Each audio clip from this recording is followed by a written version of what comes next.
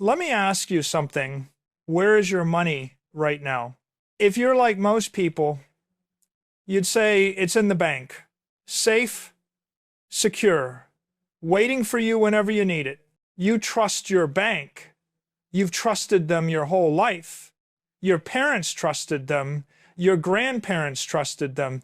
The bank is where responsible people put their money. It's what you've been taught since childhood. Your bank is lying to you, not small lies, not white lies, fundamental systemic lies about what happens to your money the moment you deposit it. Lies about safety, lies about ownership, lies about how the entire system works. And these lies are costing you everything. I know this sounds dramatic. I know it sounds like conspiracy theory, but I'm going to show you exactly how banks work, the mechanics, the math, the reality. And by the end of this conversation, you'll never look at your bank account the same way again, because that number on your screen, that balance that makes you feel secure, it's not what you think it is. Your bank made you a promise when you opened your account. They said your money would be safe. They said you could access it whenever you want. They said they would protect your savings. These are lies, legal lies, lies that the entire financial system is built on, but lies nonetheless. Let me show you the truth. To understand why your bank is lying to you, you need to understand how banks actually work, not the fairy tale version they teach in school, the real version. When you deposit money in a bank, you probably think it goes into a vault somewhere, a safe place with your name on it, waiting there until you need it. That's not what happens. Not even close. When you deposit $1,000, the bank doesn't keep your $1,000. They keep a fraction of it, typically around 10%. That's $100. The other $900, they lend it out to someone else. This is called fractional reserve banking. And it's the foundation of the entire modern banking system. But here's where it gets interesting. That person who borrowed your $900, they probably deposit it in their bank. And what does their bank do? They keep 10%, $90, and lend out the rest. $810 goes to another borrower, and that person deposits it, and that bank lends 90%, and on it goes. Your original $1,000 becomes the basis for nearly $10,000 in the banking system. Money created out of thin air, money that exists only as numbers in computers, money that doesn't actually exist as physical currency. This is how banks create money. Not by printing it, only central banks can do that, but by lending it over and over again, each deposit becoming the basis for new loans. Now, here's the important question. Where is your $1,000? The answer is, it's not anywhere. It's been lent out multiple times to multiple people. Your money doesn't exist in any vault. It doesn't exist as cash. It exists only as an entry in a database, a promise from the bank that they'll pay you back when you ask. That number in your bank account isn't money. It's an IOU, a promise, a claim. And what happens if everyone asks for their money at the same time? The bank can't pay. They don't have it. They have maybe 10% of what they owe to depositors. If more than 10% of people want their money back at once, the bank is insolvent. This is called a bank run. And it's not ancient history. In 2023, Silicon Valley Bank collapsed in 48 hours. One of the 20 largest banks in America. Gone. Because depositors got nervous and wanted their money back. And the money wasn't there. Washington Mutual in 2008. IndyMac in 2008. Hundreds of banks during the Great Depression. Thousands throughout history. Bank runs happen. They've always happened. And they happen because of the fundamental lie at the heart of banking, the lie that your money is there when it isn't. So, the next time you look at your bank balance and feel safe, remember that number is a promise, not a reality. And promises can be broken now that you understand how the system works. Let me walk you through the specific lies your bank tells you every single day. Lie number one, your money is safe with us. Safe for whom? The moment you deposit money, the bank uses it to take risks. They lend it to people who might not pay it back. They invest it in assets that might lose value. They leverage it to maximize their profits. If those risks pay off, the bank keeps the profits. If those risks fail, what happens? In 2008, we found out the banks got bailed out. Taxpayers, including you, paid for their mistakes. The executives kept their bonuses. The shareholders eventually recovered. And the people who trusted banks with their savings, they paid the price through inflation, through lost jobs, through economic devastation. Your money is safe the way a casino's chips are safe. The house is taking risks with it, and the house always wins. If the house loses, they change the rules to make sure they get paid anyway. Lie number two, you're earning interest on your savings. Let's talk about that interest. Your bank probably pays you somewhere between 0.5 and 2% interest on your savings in a good year, sometimes less. Now, what does the bank do with your money? They lend it out as mortgages at 5 to 7%. They lend it out as personal loans at 8 to 12%. They lend it out as credit card debt at 15 to 25%. You give them your money. They pay you 1%. They lend it out at 10% or more. They pocket the difference. That's not earning interest. That's being exploited. You're providing the capital that powers their entire business model, and they're giving you crumbs while they feast on the profits. And here's the worst part. That 1% they pay you doesn't even keep up with inflation. If inflation is 3% and you're earning 1%, you're losing 2% per year in purchasing power. They're paying you to lose money, and they're calling it interest. Lie number three, you can access your money anytime. Really? Let's test that. Try to withdraw $50,000 in cash from your bank tomorrow. See what happens. They'll ask you why. They'll require advance notice. They might not even have that much cash on hand. They'll make you fill out paperwork. They'll report you to the government. They might delay the transaction. It's your money. You earned it. You deposited it. And you have to explain yourself and ask permission to get it back. That's not ownership. That's not access. That's control. They control your money, not you. And it can get worse. In 2022, the Canadian government froze the bank accounts of truckers who were protesting. No criminal charges, no court orders, just frozen. People couldn't buy groceries, couldn't pay rent, couldn't access money they had earned and saved. It can happen anywhere. It can happen to anyone. And when it happens, you discover that your money was never really yours at all. Lie number four, we work for you. Banks are corporations. Corporations work for their shareholders. Their job is to maximize shareholder value, period. You are not their customer. You are their product. Your deposits are the raw material they use to make profits. Every fee they charge you, every spread they earn on lending your money, every service they upsell you, it's all designed to extract maximum value from you. When a bank designs a new product, they're not asking, how does this help our depositors? They're asking, how does this increase our revenue? The overdraft fees that hit people when they're already struggling financially, designed to maximize revenue. The complex fee structures that are impossible to understand, designed to maximize revenue. The premium accounts with benefits you'll never use, designed to maximize revenue. You are the product. Never forget that. Lie number five. The system is stable. The system is not stable. The system is fragile. Incredibly, terrifyingly fragile. Banks operate with leverage that would be considered insane in any other business.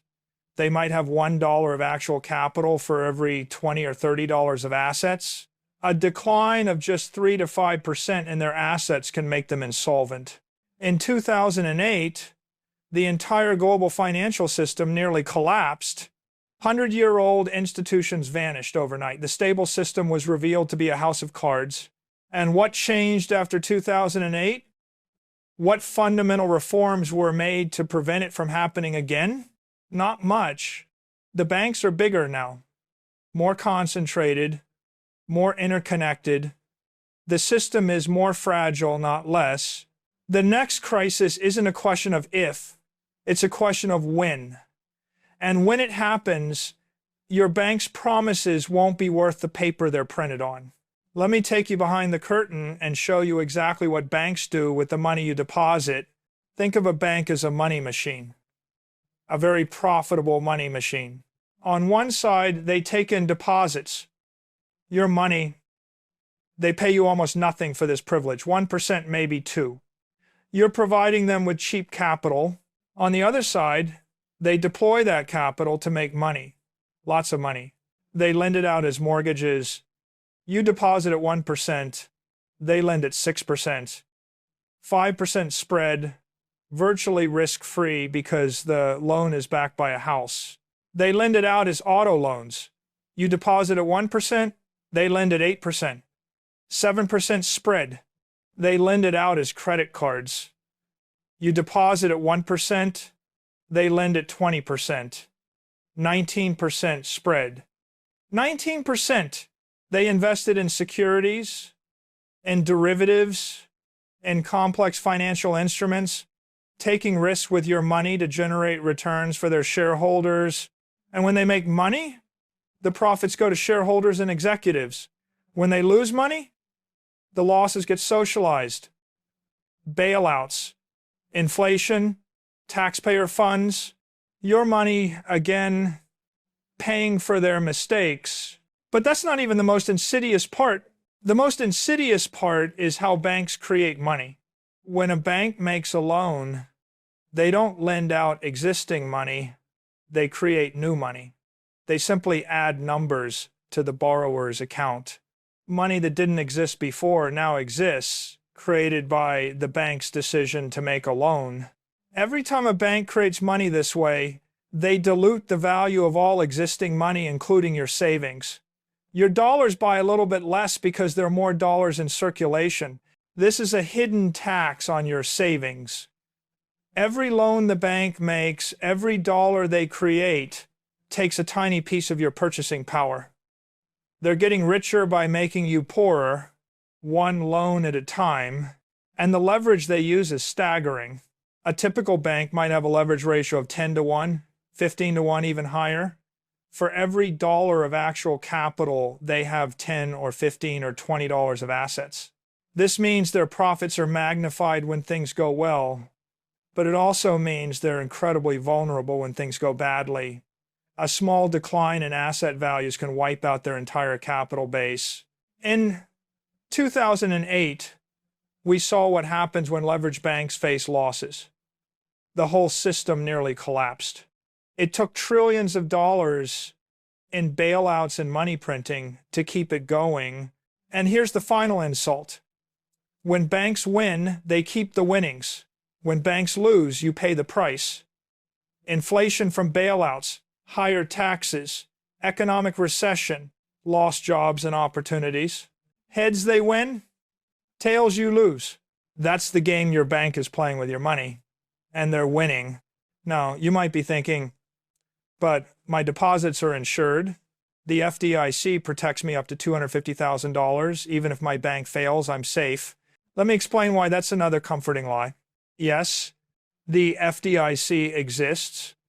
Yes, they insure deposits up to $250,000 per account. Yes, they've paid out claims when banks have failed. But let's look at the math. Total bank deposits in the United States, approximately $18 trillion. The FDIC insurance fund, approximately $120 billion. That's less than 1%. The FDIC has less than 1 cent for every dollar it supposedly insures. If one or two small banks fail, the FDIC can handle it. They've done it many times. But what happens if there's a systemic crisis? What happens if multiple large banks fail at the same time, like almost happened in 2008? The FDIC fund would be exhausted almost immediately. They could cover maybe one or two major bank failures. After that, they're out of money. So what happens then? The government steps in. They either bail out the banks directly or they backstop the FDIC with taxpayer funds. But the government doesn't have $18 trillion sitting around either. So what do? They print it. They create new money to cover the deposits. Everyone gets their money back. But here's the catch.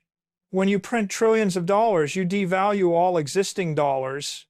The money you get back buys less than the money you deposited. You're nominally made whole, but actually poorer. The FDIC is a psychological tool, not a financial one.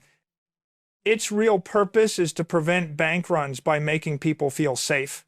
As long as everyone believes their money is insured, no one panics and the system keeps functioning. But the insurance isn't real in any meaningful sense. It's a promise backed by the ability to print money. And printing money is just another way of making you pay. So, yes, your deposits are insured, but that insurance is paid for through inflation, the invisible tax that erodes your purchasing power. One way or another, you pay. Let me paint a picture of what happens when the next financial crisis hits, because it will hit. It's not a question of if, but when. Scenario 1. The bailout, a major bank gets into trouble. Bad loans, bad investments, a run on deposits. They're going to fail. The government steps in to save them. Too big to fail. Can't let the system collapse. Where does the money come from? Some from taxes, most from the Federal Reserve printing new dollars. The bank is saved. Depositors are protected. Crisis averted. But here's what happens next. All those new dollars flood into the economy. Asset prices rise. Inflation rises. Your salary stays the same. Your savings buy less. You didn't lose money in nominal terms. Your bank account shows the same number, but you lost money in real terms. Your purchasing power declined. You got poorer to save the bank that was gambling with your money. Scenario 2. The bail-in. This is the new playbook established after 2008. It happened in Cyprus in 2013. It can happen anywhere. A bank gets into trouble. But this time, instead of taxpayer bailouts, the bank bails in. They convert some deposits into equity. Your savings become shares in a failing bank. You had $100,000 in your account. Now you have $50,000 and $50,000 in bank stock that might be worthless. This is legal. It's part of the rules now. And it can happen without warning, without your consent, without any way to stop it. Your money isn't your money. It's the bank's capital buffer to be used when they need it. Scenario 3. The freeze. The bank doesn't fail. But there's a crisis, a panic, a run. The government decides that to prevent worse problems, they need to restrict access to funds. Your account is frozen. You can't withdraw. Maybe there are limits, a few $100s a day. Maybe there's no access at all. This happened in Greece in 2015. People couldn't access their own money for weeks. ATMs limited to 60 euros a day. A modern European country. And people couldn't buy groceries with their own savings. This happened in Lebanon starting in 2019. Still happening. People's life savings trapped in banks, worth a fraction of what they deposited due to currency collapse. This happened to Canadian truckers in 2022. Accounts frozen because the government didn't like their political activity. No charges, no trial, just frozen. It can happen anywhere. It can happen to anyone. And when it happens, you discover that everything you thought you knew about your money was wrong. The lesson. In a crisis, your money is not your money. The system will protect itself first. The banks will be saved one way or another, and you will pay the price through inflation, through bail-ins, through frozen accounts, through one mechanism or another. The only way to protect yourself is to have assets outside the system. Assets that don't depend on banks, on governments, on institutions, that will prioritize themselves over you. Now you understand why I don't trust banks with my wealth, why I moved MicroStrategy's treasury out of cash, why I believe so strongly in an alternative. That alternative is Bitcoin. And it's different in every way that matters. Difference number one, no IOUs, real ownership. When you have money in a bank, you have a claim, a promise, an IOU. When you have Bitcoin in self-custody, you have the thing itself, not a promise, not a claim, the actual asset. There's no intermediary who can default, no institution that can fail, no promise that can be broken. You hold the asset directly the way you might hold gold coins in your hand, except Bitcoin is even better because it can't be physically taken from you. This is a fundamental difference. It's the difference between owning something and having someone promise to give you something. In good times, it might not matter. In a crisis, it's everything. Difference number two, no fractional reserve. Bitcoin can't be fractionally reserved. One Bitcoin is one Bitcoin. It can't be lent out multiple times. It can't be multiplied through accounting tricks. There are 21 million Bitcoin, period. No bank can create more by making loans. No institution can inflate the supply. What exists is what exists. This means there can never be a run on Bitcoin the way there can be a run on a bank. There's nothing to run on. No promises that exceed reality. No leverage that can unwind. Difference number three, no bail-ins, no freezes. When you hold Bitcoin in self-custody, no one can take it from you. No government, no bank, no court order. Your Bitcoin can't be bailed in to save a failing institution.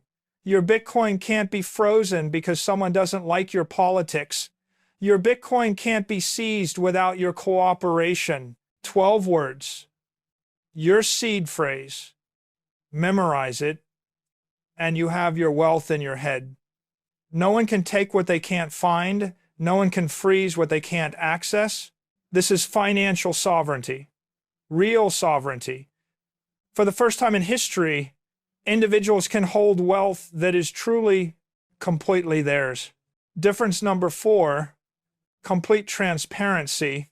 When you deposit money in a bank, you have no idea what they're doing with it.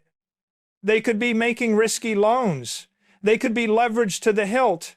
They could be on the brink of insolvency. You'd never know until it's too late. Bitcoin is completely transparent.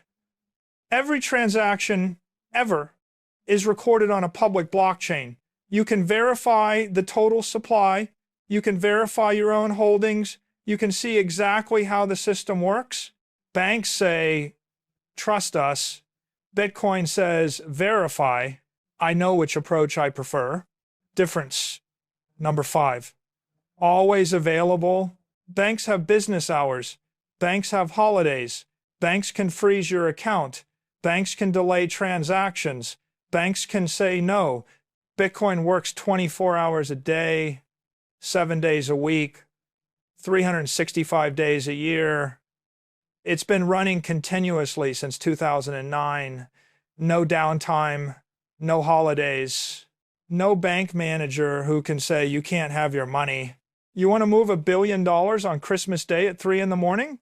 With Bitcoin you can. With banks, good luck. So now you know the truth. Your bank is lying to you. The system is rigged against you. The safety you feel is an illusion. What do you do about it? Step one, understand the risk. The first step is simply to understand, to see the system clearly, to recognize that your bank account is not the safe haven you've been told it is. This doesn't mean panic. It doesn't mean withdraw everything tomorrow. It means clear-eyed assessment of where you actually stand. Your bank deposits are not safe. They're claims on an over-leveraged institution that will prioritize its own survival over your interests. That's not paranoia. That's just how the system works. Step 2, minimize bank exposure. Once you understand the risk, the logical step is to reduce your exposure. Keep what you need for daily life and short-term expenses in the bank. That's what banks are for: transactions, convenience, short-term cash management. But your savings, your wealth, the money you're counting on for your future, that shouldn't sit in a bank account, earning nothing, exposed to all the risks I've described. Your bank account is for spending money. It's not for storing wealth. Step 3, own real assets. Move your wealth into assets that don't depend on intermediaries. Assets that you actually own. Assets that can't be inflated away, bailed in, or frozen. Bitcoin in self-custody is the best option I've found. You own it directly. No one can take it. No one can dilute it. It exists outside the banking system entirely. But there are other options too. Physical gold, if you want something tangible. Real estate, though it has its own complications. The point is to own things, not to hold claims on institutions. Step 4, learn self-custody. If you're going to hold Bitcoin, learn to hold it properly. Get a hardware wallet, a physical device that stores your keys offline, away from hackers and vulnerabilities. Learn about seed phrases, the 12 or 24 words that give you access to your Bitcoin. Guard them with your life. Memorize them if you can. Never leave significant amounts on exchanges. Exchanges are just another form of bank. Another institution that can fail, can freeze your account, can be hacked. If it's not in your custody, it's not really yours. Not your keys, not your coins. Live by this. Step 5, diversify across jurisdictions. Don't put all your eggs in one basket. And don't put all your baskets in one country. If you have significant wealth, consider holding some of it in different jurisdictions, different banks in different countries, assets that aren't all subject to the same government, the same legal system, the same potential for seizure or control. This isn't about evading taxes or doing anything illegal. It's about reducing single points of failure, about not being completely dependent on any one institution or government. Step 6, become your own bank. The ultimate goal is financial sovereignty. The ability to save, to transact, to preserve your wealth without depending on anyone else's permission or solvency. Bitcoin makes this possible for the first time in human history. You can be your own bank. You can hold your own reserves. You can send and receive value anywhere in the world without asking anyone's permission. This is revolutionary. This is what freedom looks like. And it's available to anyone willing to learn. We've reached the end of our conversation, and I want to leave you with the most important idea. For centuries, ordinary people have been forced to trust institutions with their money. Banks, governments, financial systems. There was no alternative. If you wanted to save, you had to trust someone else to hold your wealth, and that trust was routinely betrayed. Bank failures, currency collapses, inflation, confiscation, bail-ins, freezes. The history of money is a history of institutions failing the people who trusted them. But that era is ending. For the first time in human history, you don't need a bank to store your wealth. You don't need an institution to verify your transactions. You don't need permission from anyone to save, to spend, to move your money. Bitcoin gives you the ability to be your own bank. Think about what that means. No more depending on the solvency of institutions that gamble with your money. No more watching your savings erode as central banks print currency. No more asking permission to access what's rightfully yours. No more worrying about bail-ins, freezes, or failures. Your wealth, under your control, protected by mathematics, not promises. This is the paradigm shift that most people don't yet understand. It's not just about price appreciation or speculation or investment returns. It's about a fundamental change in the relationship between individuals and their money. You can opt out of the banking system. You can hold wealth that no one can take, no one can freeze, no one can inflate away. You can achieve something that kings and emperors throughout history could never achieve. Truly sovereign wealth. The choice. So here's the choice you face. You can continue trusting your bank. You can believe the lies they tell you. You can keep your wealth in a system designed to extract value from you, to privatize gains and socialize losses, to protect institutions at your expense. Or you can take control. You can learn how the system really works. You can move your wealth into assets you actually own. You can become your own bank. The first option is easy. It's what everyone does. It's the default. It requires no learning, no effort, no change. The second option is harder. It requires education. It requires action. It requires stepping outside the comfortable lies we've all been told. But the second option is the only path to real financial freedom. The only way to protect yourself from a system that is not designed to protect you. Final words. Your bank is lying to you. They've always been lying to you. The entire system is built on lies, on fractional reserves, on money creation, on promises that can't be kept. I've shown you how the system works. I've shown you where the risks are. I've shown you why the safety you feel is an illusion. Now you have a choice. You can go back to sleep. You can pretend you didn't hear this. You can trust that everything will be fine, that the system will hold, that your money is safe. Or you can wake up. You can take action. You can protect yourself and your family from a system that will not protect you. The tools exist. Bitcoin exists. Self-custody exists. The ability to be your own bank exists. The only question is, will you use them? Your bank doesn't care about you. Your government won't prioritize you. The system will protect itself before it protects you.